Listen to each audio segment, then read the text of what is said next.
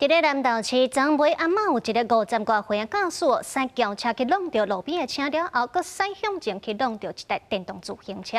警方表示，这个驾驶虽然是无饮酒驶车的状况，也毋过这个驾驶驶车失控的原因，还佫进一步来调查。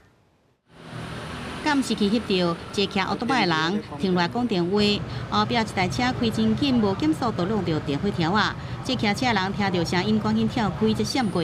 加在只是切着伤。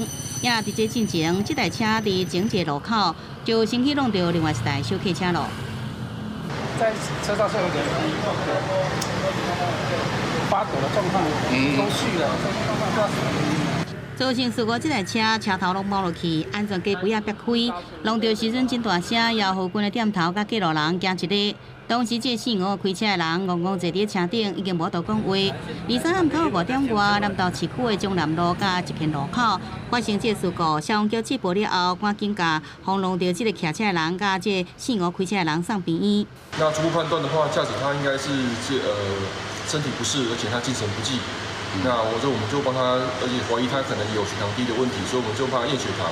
事发的所在边啊，就是一间国小，当时学生囡仔拢已经放学啊。不过事发当时，佫是下班时间，加在无影响到更加侪人车。